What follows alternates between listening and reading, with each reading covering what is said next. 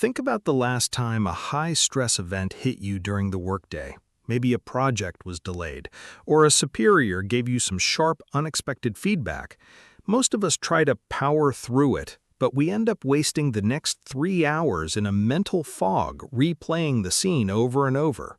Is losing the afternoon just the cost of doing business, or do elite professionals handle the aftermath of stress in a completely different way? They treat it like a tactical reboot. In workplace psychology, we track a hidden drain on performance called attention residue. High performers don't rely on time to heal their frustration. The second a stress event concludes, they make an active behavioral choice to manage their recovery velocity. They don't wait for the mood to shift. They execute a physical reset to reclaim their focus immediately. This is a huge struggle because we're often told that resilience means being able to take the hit and keep going. But keeping going while your brain is still stuck in a stress loop feels like running a marathon with a 20-pound weight tied to your ankle. Exactly. When you try to jump straight from a high-conflict meeting back into deep focus work, you aren't actually working. Your nervous system is still in threat mode, flooding your brain with cortisol. And that's why you find yourself reading the same email 4 times without understanding a single word. Every time. If you don't deliberately flush out that emotional residue, it clings to your next task. You become irritable, your judgment blurs, and you burn through your cognitive fuel at twice the normal rate. By 3 p.m., you're completely exhausted, not because the work was hard, but because you spent 4 hours fighting the ghost of a meeting that ended at 11 a.m. So how do high-performing professionals break that loop? Do they just have an incredible ability to shut off their emotions? No, it's not about being a robot. It's about reframing recovery velocity as a performance variable. They don't look at their post-stress slump as a bad mood. They look at it as an operational lag. An operational lag? Like a computer that needs to clear its cache before it can run a heavy program? Precisely. The shift is from waiting to feel better to executing a reset. A reactive professional lets the stress dictate the timeline of their day.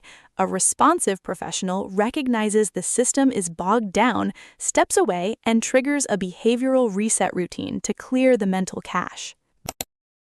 That objectifies the recovery process. It takes the pressure off trying to be positive and turns it into a simple maintenance task. Exactly. You create a hard boundary between the crisis and the work.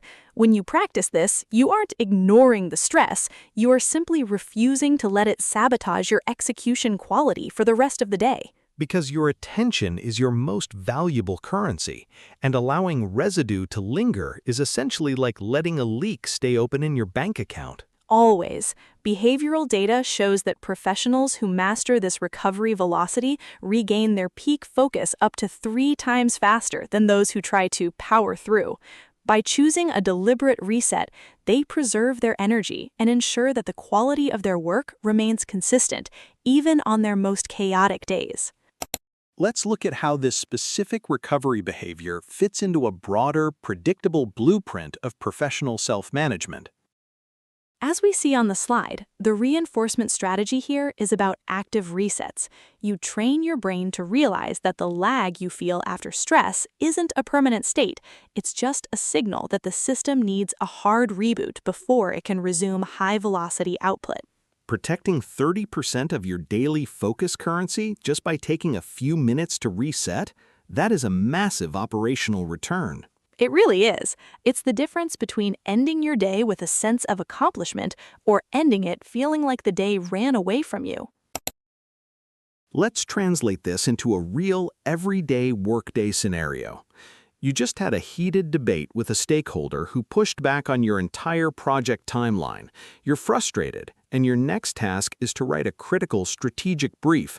What does practicing this look like? The default reactive choice is to walk back to your desk, open the document, and try to type while you're still fuming.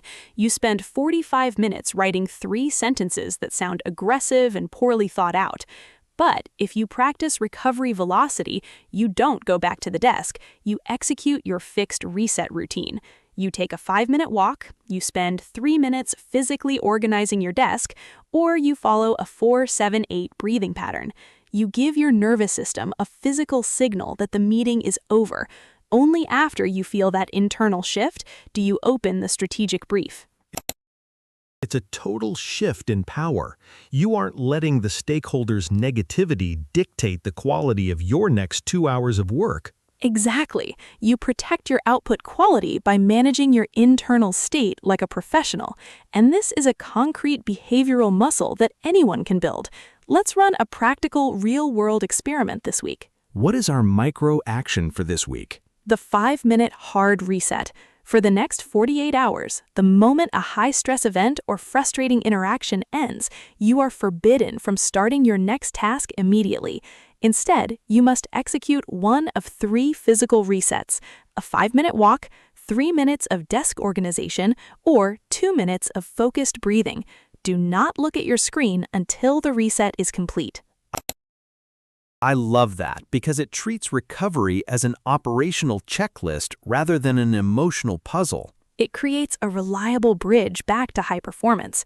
And as you try this experiment, I want you to look closely at your execution patterns. What should our viewers be keeping an eye out for as they observe their recovery cycles this week? Look back at your focus levels from this past week and ask yourself this single question. After a stressful moment, did I wait to feel better, or did I choose to execute a reset to reclaim my focus velocity? Start observing that choice. This recovery habit is just one of 16 hidden behavioral flashpoints that dictate your workplace success. Stop guessing why you're exhausted. Let's look at the data. Because at the end of the day, peak performance isn't about fixed labels or personality traits. It's about the behaviors we repeatedly choose at work. In the next episode, we'll explore another critical workplace choice pattern, because how we work is always hidden inside the choices we repeat.